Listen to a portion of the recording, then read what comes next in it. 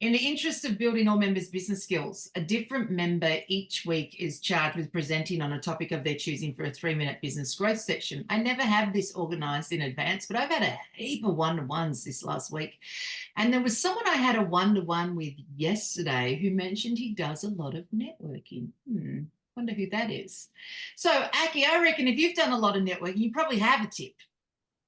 So why don't you give us a business tip? You've got up to 3 minutes, business tip, networking tip, something you think is either great that we should look into or rubbish and ignore it. So don't do it. Whatever it is that you would like, go for it. Okay, rather than a networking tip, because I think that's just a matter of experience. A business tip is systematize.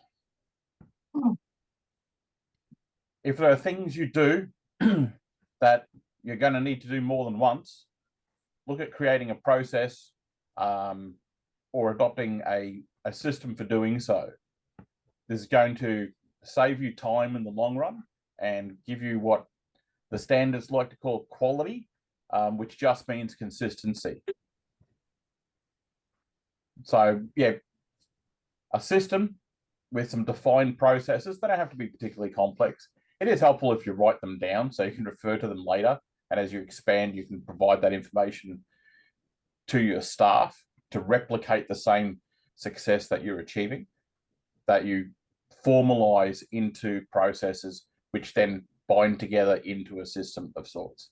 You can either look at standards if there's something specific you're trying to do, say for HR or health and safety, or you can just rely on your own experience to build those systems up. Excellent. Well done. Great tip. So I systematize business at breakfast. Yep. The day before, I send everyone a reminder. I'm starting to think that for America, I need to do it the day before, because they're in the middle of the night. So that by the time they're getting it, it's actually the day of, but later in the day. So I'm thinking the day before. For America, Australia, the day before. Yep. And then Thursday, I follow up afterwards, make sure I send out the chat box. That must happen straight afterwards. On a different day, but I'm getting used to it. But on Mondays, I've been turning the videos into YouTube clips and then sending them out sort of as a recap. So I suppose with systems as well, Aki, if you've got the system already in place, then you can adjust it and refine it and make it just that little bit better to work for you better. Yeah, they're not static things. They need you need to review and change them over time. And you can get into a practice of iterating so that you develop your processes, but you'll continually have in the back of your head, could this be better? And you can change them over time. Or you can set review periods. Like we've been doing it this way for a couple of years. Is there some way to do it better?